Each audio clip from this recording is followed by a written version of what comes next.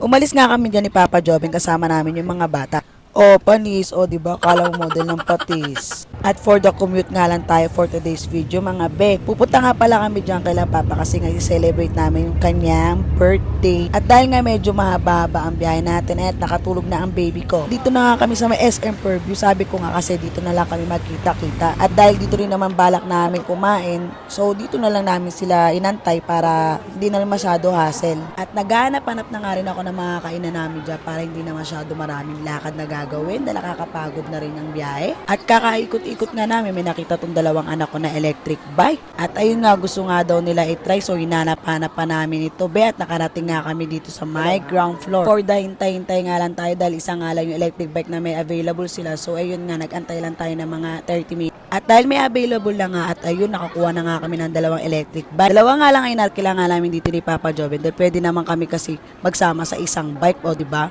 Okay na rin, sulit na rin kasi apat lang naman kami. For only 150 pesos nga ay magagamit mo na siya na within 1 hour, be. O diba, nakapakasulit na rin, nagpaikot-ikot ka na at di ka napagod, nakabike ka pa sa loob ng SM. At kaantay-antay nga namin yan, dumating na nga itong pamilya ko. Ayan, no, diba? Sobrang sila, na-amaze din sila sa nakita nila nung habang ginagamit namin. Bigla na nga lang nagsampahan itong mga pamangkin ko. At ito nga pala ang birthday boy namin. At syempre, hindi naman akong papahuli. Syempre, tatry ko rin. At yan yung papa ko rin nga. Tinry niya rin. Mukhang gustong-gusto rin niya.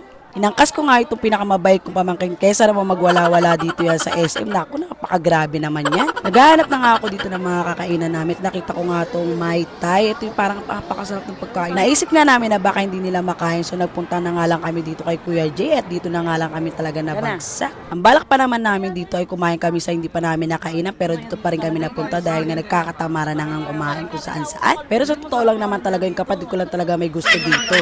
At namimili pa nga lang ako dito. Hindi na talaga niya inilubayan, gusto niya na talaga pa-order talaga yung lechon belly na gustong gusto niya dito. Kagandaan nga lang dito kay Kuya Jay, isulit nga talaga yung pagkain nila dito dahil pang buong pamilya talaga, lalo na kung malalaki yung pamilya nyo. At kinukuha na nga ni ate ang aming mga order at yan yung talaga yung kapatid ko. Hindi talaga nagpapaulibas sa mga pagkain talaga, kaya ang lusog-lusog talaga niyan. At nakaserve na nga ibang pagkain namin dito at meron nga kami ditong kare-kare, napakasarap din ng kare-kare. At ang iba nga namin in-order dito ay mga pansit, mga lumpia, ayun, tapos meron kaming tapa, may mga gulay din kami para sa mga bata para nagugulay din sila. Una na nga nila tinira itong lechon na to. Ay, naku, putok-batok talaga. At dahil sa haba-haba nga ng biyahe namin, naku, mga be, nagbugutom talaga ako dyan. Sobrang gutom ko dyan. Ang dami ko talaga nakain din dyan, mga be. Ito yung mga masarap sa kainan, yung talagang sulit yung kinainan nyo, yung wala kang masasabi dahil napakasarap na kahit anong kainin mo sa kanila. Yung pansit na yan, sobrang nagustuhan ko talaga yan. Yung mahilig lang kasi ako sa mga pansit na bihon. Ayoko sa mga pansit na matataba. Ewan ko, napaka-arte ng bunganga ko.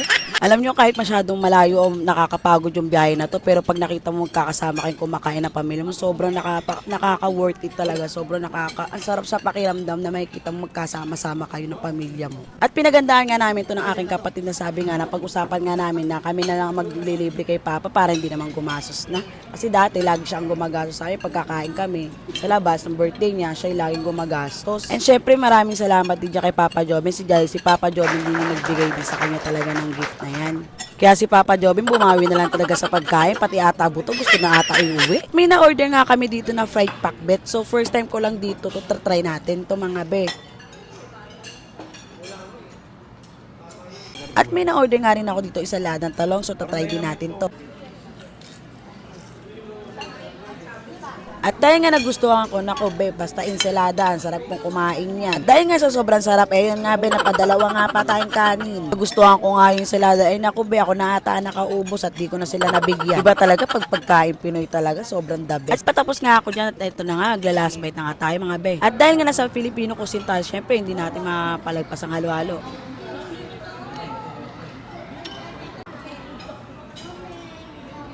At dahil nga senior na si Papa na, so nakakuha kami ng discount dito. At nung makauwi-uwi na nga kami, ay naku be, tignan nyo, sobrang baha naman dito. Ano mo, onting ulan pa lang yan, sobrang baha na. Papunta nga pala kami kung saan nakatira sila Mama at Papa at mga kapatid ko. At umaambon-ambon pa nga at hindi pa huminto, kaya sumulong muna kami dito. Ang hirap ng mga gantong lakad, wala ka man lang kadala-dalang payo, kahit ano. Pero syempre kahit ganun, thankful pa rin kay God kasi maayos naman kami nakauwi ng pamilya ko. So hanggang dito na lang, bye!